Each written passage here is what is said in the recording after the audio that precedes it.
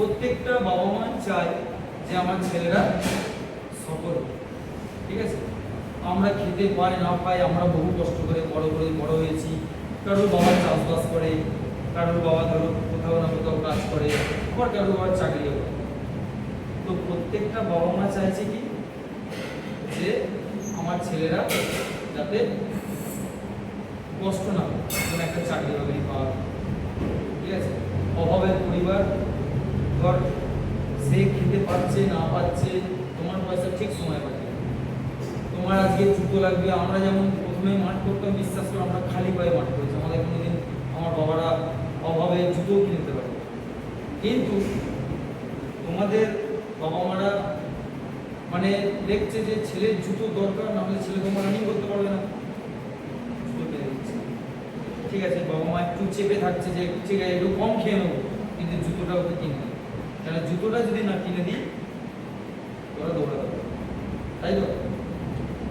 আবার তোরা বলছিস কি যে একটু হাই স্ট্যান্ডার্ড মানে অ্যাব্রস, ক্যাম্পাস এই জুতো হলে একটু ভালো লাগে, কারণ জুতোটা দেখতেও ভালো আর সোলটাও ভালো, পায়ের চোটটাও কম লাগবে।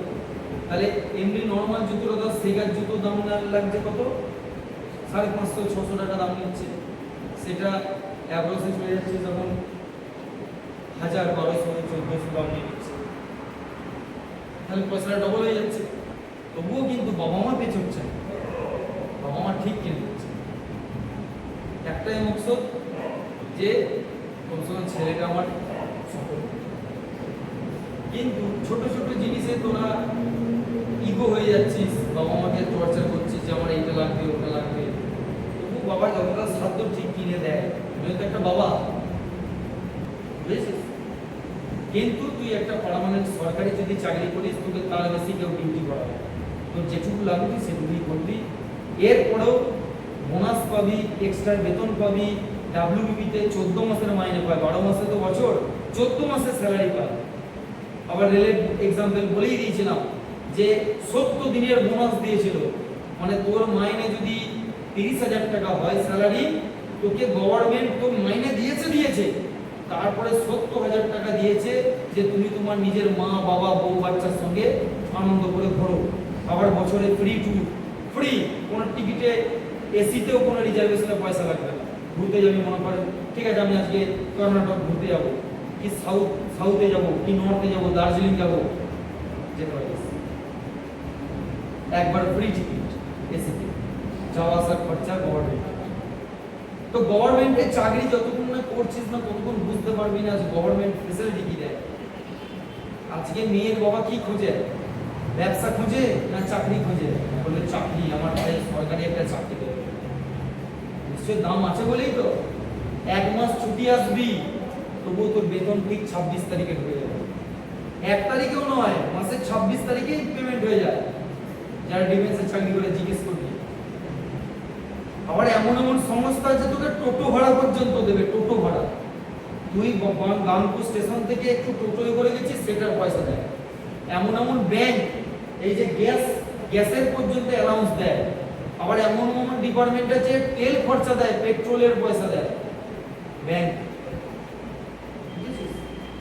সেজন্য বললাম যে বাবা মা নিশ্চয়ই একটা কিছু ভাই দেখ, তোদের এখন বয়স হচ্ছে 16, 17, 18, তোদের চিন্তা ভাবনাটাও ঠিক 18 বছরের মতোই হবে, তার বেশি তো হবে না। কিন্তু যে মানুষগুলো বাবা কাকা মা, এরা তোর থেকে ডবল বয়স, 50, 55, 45, তাহলে ওর এক্সপিরিয়েন্সটা তো তোর থেকে আরো ডবল। তো সেই কারণেই আজকে এই জায়গায় দিয়েছে, ঠিক আছে। সেই জন্য বললাম যে দেখ, আমার তরফ থেকে এটা অ্যাজ এ গুরু হিসাবে নয়, আমি দাদার মতো বন্ধুর মতো দিকে বোঝাচ্ছি। কিন্তু যাওয়ার পরে ঠিক আছে, তখন মনে হবে যে স্যার আমি যদি 1 বছর ঠিকঠাক করে করতাম তাহলে আমি আজকে একটা কনস্টেবলের চাকরি পেয়ে যেতাম। কিন্তু বয়সটা চলে গেলে আর হবে, একবার এই পড়াটা যেমন মাথার মধ্যে ঢুকে গেছে যে আমাকে পড়তে হবে, আমাকে এই করতে হবে, আমাকে করতে হবে, এই সিকোয়েন্সটা যদি একবার ভেঙে যায় তুই আর তৈরি করতে হবে।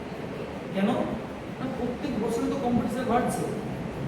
আজকে যদি কম্পিটিশন তোর এইটুকু থাকে, মানে আজকে এই বছরে ডাব্লিউবিপি মেয়েদের কাট অফ গেছে 24, আবার ইডব্লিউএস এর কাট অফ গেছে 12, আবার যারা 2027 এ যাবে দেখবি 12টা 24 এ চলে গেছে, 24টা 48 হয়ে গেছে। তারপরের বছর 28 এ সেটা আরো ডবল হয়ে গেছে। প্রত্যেক বছরে কাট অফ ধীরে ধীরে বেড়ে যাবে, কমবে না, কেন কম্পিটিশন বাড়ছে। তখন মনে হবে যে আমি তখন যদি 12 পেতাম তাহলে আজকে আমি চাকরি পেয়ে যেতাম, আর এখন আমি 30 পাচ্ছি তবুও চাকরি পাচ্ছি না, কেন কম্পিটিশনটা দিন দিন বাড়ছে, গভর্নমেন্ট ভ্যাকেন্সি কমিয়ে দিচ্ছে। তো সেই জন্য বললাম যে তখন আফসোস করবি যে আমি কাজ যদি না চলে আসতাম তাহলে আজকে আমি ঠিক নিজের পায়ে দাঁড়াবো। আমি তো বলে দিয়েছি ডাব্লিউবিপি তে শুধু রিটেনটা কোয়ালিফাই করো আর মাঠ করো 6.5 মিনিটে, 6.5 মিনিটে 1600 মিটার দৌড়ানো, চোখ বুঝে পাস করাবে। আমি যা ট্রেনিং করাবো, মানে তোর যদি 103 ডিগ্রি জ্বরও থাকে তুই প্যারাসিটামল খেয়ে দৌড়াবি, তাতেও আমি তোদের এমনি তৈরি করবো। ডাব্লিউবিপি কনস্টেবলে মাঠ পাস করানোর কোনো ব্যাপার নয় আমার কাছে। আমার ছেলে পাস করেছে, আমি মনে করছি যে এক্সাম্পল দিয়েছি। আমার এখানে ছেলেরা মানে জ্বরে গেছে, রাতভর জ্বর, সকালবেলা প্যারাসিটামল করে 5 কিলোমিটার দৌড়ে এসছে, আইআরবিতে চাকরি করছে, ইন্ডিয়ান রিজার্ভ ব্যাটালিয়ন। ওখানে ছবি লাগানো ছিল, আমাকে বলছে আমি তো শরীরটা খুব খারাপ, জ্বর এসেছে, কারণ তুই যা রাতে পাস করবি, তোকে যা ট্রেনিং করিয়েছি 21 মিনিটে 5 কিলোমিটার দৌড়ে দিয়েছি। ডাব্লিউবিপির মাঠ হেসে করেছে, হেসে, মানে 5.5 মিনিটে কমপ্লিট করার পরে 1 মিনিট সময় পেয়েছে। দাঁড়িয়ে দেখছে সবাই দৌড়াচ্ছে, ফিনিশিং এ চলে আসছে, ও দাঁড়িয়ে দেখছে যে তার সবাই আসছে। তো সেজন্য বললাম তোরা শুধু রিটেনটা একটু, তোদেরকে আমার হাত জোর করে একটা নিবেদন যে ফালতু এই সময় একটু বন্ধু, একটু বান্ধবী, একটু ইয়ার্কি, একটু ফাজলামো একটুখানি কন্ট্রোল করো, দিয়ে একটুখানি মেহনত করো, 1টি বছর মাত্র। তারপরে তুই চিন্তা করতে পারবি না লাইফটা কেমন করে এনজয় করবি। নিজের পার্সোনাল কারে ঘুরবি, নিজের পার্সোনাল স্যারের মতো রয়্যাল এনফিল্ড করে ঘুরবি, বলবে হ্যাঁ একজন গাড়ি নিয়ে যাচ্ছে, ঠিক আছে। আর এই সময় যদি একটু আড্ডা মেরে ফেলেছিস তখন আর কিছু করতে পারবি না। তখন দেখবি তোর বন্ধু চাকরি পেয়ে গেছে, আর শপিং মহলে দেখবি ভালো ভালো জামা কাপড় নিতে গেছে, তুই শপিং মহলে ওকেই দেখবি প্যান্ট দেখাচ্ছিস, জামা দেখাচ্ছিস, সে চাকরি পেয়ে গেছে, সে 1 বছর মেহনত করেছে আর তোর আড্ডা মেরেছিস, ঠিক আছে। 1 বছর মেহনত কর, সারা জীবন আড্ডা মারবি, আর 1 বছর আড্ডা মার, সারা জীবন মেহনত করবি, কোনটা চাইবি বল? কোনটা চাইবি তোরা? কোনটা চাইবি? তাহলে আমি 1 বছর মেহনত করে যদি আমি সারা লাইফ এনজয় করতে পারি, একদম সুন্দর বউ, সুন্দর গাড়ি, সুন্দর বাড়ি, তাহলে আমি 1 বছর মেহনত করবো। আর আমি 1 বছর যদি আড্ডা মারি, আমাকে সারা জীবন আমাকে লোকের দোকানে নকরাগিরি করতে হবে, তাহলে কোনটা পছন্দ করবো? তাহলে 1 বছর মেহনত করে ব্যাপার। তখন নতুন নতুন গাড়ি, নতুন নতুন বাড়ি, নতুন নতুন আইফোন নিয়ে ঘুরে বেড়াবি। 26 তারিখ না হতে হতেই দেখবি স্যালারি ঢুকে গেছে 50,000 টাকা, ঠিক আছে, লেখা যাবে ব্যাংক অ্যাকাউন্ট ক্রেডিট 50,000 রুপিস। আর এই পে কমিশনে যারা আজকে জিডিটিতে গেছে তাদের স্যালারিটা দেখবি কত হবে, ঠিক আছে। উপরন্তু ফেসিলিটি, মেডিকেল ফেসিলিটি, তোর ট্রিটমেন্ট, তোর ওয়াইফের ট্রিটমেন্ট, তোর বাচ্চার ট্রিটমেন্ট, তোর বাবার ট্রিটমেন্ট, তোর মায়ের ট্রিটমেন্ট, তোর ব্লাড রিলেশনে যতগুলো আছে মেম্বার, সবাইকার যদি 10 কোটি টাকার ওষুধ লাগে গভর্নমেন্ট ফ্রিতে দেবে, কোনো পয়সা নেই। ওবি ইন্ডিয়ার মধ্যে সবথেকে বড় হসপিটাল, মিলিটারি হসপিটাল। আজকে প্রধানমন্ত্রী, রাষ্ট্রপতির যদি কোনো ট্রিটমেন্ট হয় কোথায়? দিল্লি আরআর হসপিটালে হয়, আরআর হসপিটাল, সেটা হচ্ছে সেনাবাহিনীর ওর উপরে কোনো হসপিটাল নেই। আর একজনের যদি কোটি টাকার ওষুধ লাগে গভর্নমেন্ট ফ্রিতে দেবে, পয়সা নেই। তাহলে উপরন্তু ফেসিলিটি। 2 নম্বর ফেসিলিটি ক্যান্টিনে। ক্যান্টিনে তুই যে জিনিসটা আজকে একটা সাবান কিনতে যাচ্ছিস তোর দাম নিচ্ছে 30 টাকা, আর সেখানে ক্যান্টিনে সেটা পাবি তুই 15 টাকা। তো রাজ্য সরকারের ট্যাক্স ফ্রি, সেন্ট্রাল গভর্নমেন্টের ট্যাক্স ফ্রি, আবার জিএসটি ফ্রি। আজকে একটা সিভিলে এই গরমে এসি কিনতে যাবি, দাম নিচ্ছে 50,000 টাকা, তুই ক্যান্টিনে পাবি 30,000 টাকা, 20,000 টাকা সেভ। আজকে তুই একটা বাইক কিনতে যাবি রয়্যাল এনফিল্ড, ক্যান্টিনে নেবে 3 লাখ টাকা, আর তুই ক্যান্টিন থেকে কমসে কম 30,000 টাকা কমে পাবি, 2,70,000 টাকা। আজকে একটা 4 চাকা কিনতে যাবি, সেখানে 2 থেকে 2.5 লাখ টাকা সেভ। তাহলে এত কিছু গভর্নমেন্ট ফ্যাসিলিটি দিয়েছে। কালকে কোনো সরকারি সংস্থাতে কোনো কাজ আটকে গেছে, ড্রেস পরে যাবি, নাহলে বলবি যে আমি ডিফেন্স আছি, স্যার এটা একটু দেখে নিন, সঙ্গে সঙ্গে দেখবি। তুই ডিউটি করছিস, তোর বাড়িতে হামলা হয়েছে, তুই ওই ডাইরেক্ট কমান্ডিং অফিসারকে বলবি যে স্যার আমি ডিউটিতে আছি আর আমার বাড়িতে আজকে কেউ হামলা করেছে। ওই কমান্ডিং অফিসার ডাইরেক্ট দিল্লি হেডকোয়ার্টারে ফোন করবে, দিল্লি হেডকোয়ার্টার থেকে লালবাজার স্টেশনে ফোন আসবে, লালবাজার থেকে তোর নিয়ারেস্ট যে পুলিশ স্টেশন আছে সেখানে ফোন করবে যে আমার ফলানা সিং, আমার এই রাজবীর ডিউটিতে আছে আর ওর বাড়িতে হামলা হয়েছে, এক্ষুনি অ্যাকশন নিন। সঙ্গে সঙ্গে শক্তিগড় থানা থেকে তোর বাড়িতে লোক আসবে, পুলিশ আসবে তোকে বাঁচাতে, তোর করে এতটা তুই বসে আছিস ধর জম্মু কাশ্মীরে, এক কলে সব কাজ হবে, ঠিক আছে? আর না হলে পড়ায় মারামারি করে, ঠিক আছে? কত রকমের ফেসিলিটি আছে, চাকরি না বললে বুঝবি না। বাবা মারা এখানে দিয়েছে ওই একটাই কারণে। বাবা মা বলছে না যে তুমি চাকরি করে আমাকে দেখো, বাবা মা বলছে যে তুই চাকরি করে যদি আমাকে নাও দেখিস, কমসে কম তুই তোর তো ভবিষ্যৎটা ঠিক কর, যাতে আমি দেখে যেতে পারি যে হ্যাঁ আমার ছেলে মোটামুটি নিজের পায়ে দাঁড়িয়ে গেছে। ওকে, তো এই জিনিসটা মাথার মধ্যে ঢোকাও। এই সময়টা, এই যে মাধ্যমিক 11 ক্লাস আর 12 ক্লাস দিয়ে, এই সময় মানুষের হচ্ছে ক্যারিয়ার তৈরি করার সময়। এই সময়তে তুমি যদি একটা ভালো জায়গায় চলে যাও, তুমি ভালো হয়ে যাবে, নিজে স্ট্যান্ড করে যাবে, চাকরি পেয়ে যাবে। আর এই সময় যদি তুমি একটু খারাপ পথে চলে যাও, তুমি পুরো লাইফটা, তুমি সারা জীবন পস্তাবে, সেই পথ থেকে আর কোনোদিন ফিরে আসতে পারবে না। বুঝতে পারলি? তো এই সময় হচ্ছে কি ক্যারিয়ার করার সময়। এই সময় নিজের মনটাকে একটু কন্ট্রোল করো, একটুখানি স্যার যা বলছে, আমাদের স্যার, আমাদের একাডেমি, আমার বাবা মা যা বলছে, একটু 1 বছর মান, তারপরে শুধু এনজয় দেখবি যে লাইফটা কেমন ভাবে এনজয় করতে হবে। নিজের পয়সায় গাড়ি কিনবি, নিজের পয়সায় বাড়ি কিনবি, নিজের পয়সায় টাউনে সিটিতে জায়গা কিনে বাড়ি করবি, ভালো ভালো হসপিটালে ট্রিটমেন্ট করাতে পারবি, বুঝলে? তো এই সময়টায় নিজের ক্যারিয়ার তৈরি করার সময়। বারবার একটা কথাই আমি তোমাদেরকে হাত জোর করে বলবো যে এই সময় একটু পড়াশোনার দিকে ফোকাস দাও।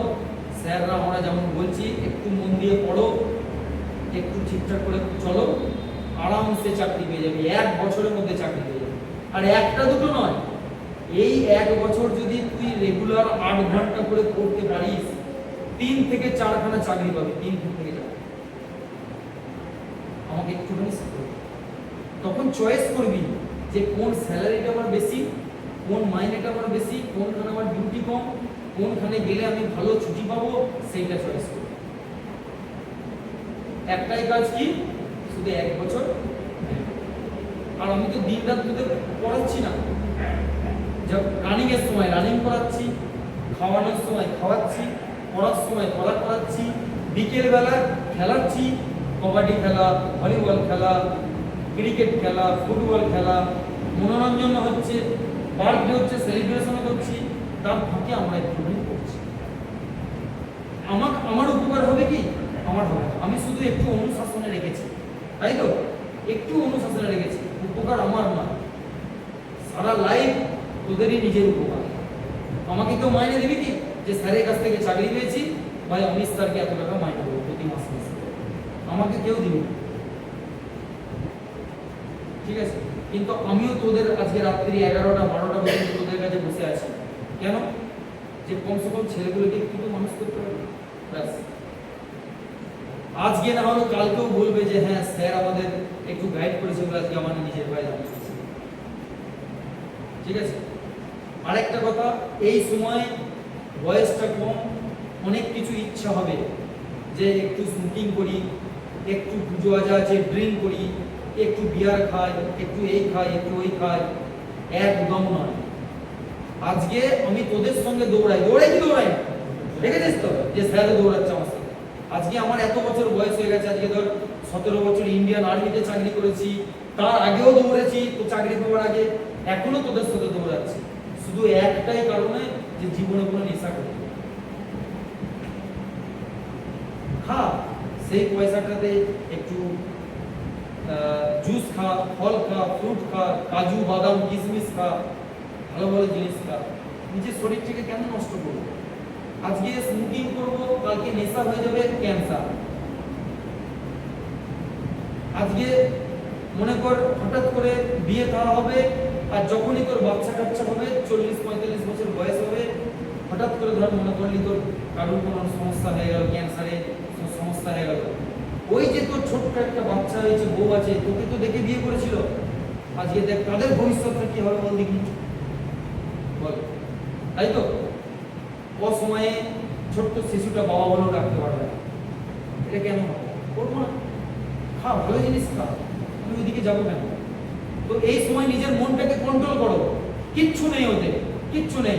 এই যে রাস্তাঘাটে দেখতে পাচ্ছিস না যে দাঁড়িয়ে এই করছে, স্মোকিং করছে, এই করছে, ওই করছে, তার প্রতিদান তাকে দিতেই হবে। তো মনটাকে একটু উৎসুক করো, মনটাকে একটু কন্ট্রোল করো যে না খাবো, আমি ভালো জিনিস খাবো। এটা সব ভালো জিনিস খাবো না, নিজের শক্তিটাকে কেন নষ্ট করবো? তাই তো, নিজের শক্তিটাকে কেন নষ্ট করবো আমি? নিজের হেলথটাকে ভালোবাসো। ঠিক আছে? তো বারবার বলছি তোদেরকে একটা কথাই, যে একটু পড়াশোনার দিকে ধ্যান দেবো, একটু রাত জেগে পড়ো, একটু দিন জেগে পড়ো। মাত্র এমন স্টুডেন্ট আমার একাডেমি থেকে বেরিয়েছে 7 মাসে চাকরি পেয়েছে। 12 ক্লাস দিয়ে ভর্তি হয়েছিল এপ্রিল-মে মাসে, আর নভেম্বরে চাকরি পেয়ে গেছে, চলে গেছে ট্রেনিং সেন্টারে, দেখ পুনাতে ট্রেনিং করেছে। তো ম্যাক্সিমাম 1 বছর কি 1.5 বছর একটু ঠিকঠাক করে পড়ো, একটু ঠিক নিজের পায়ে। ঠিক আছে? আমি হয়তো একটু জোর করে পড়াচ্ছি যে না দৌড়াতেই হবে, কি করতেই হবে, একটু বকছি মারছি, কিন্তু বেনিফিট কার জন্য? নিজের। ঠিক আছে?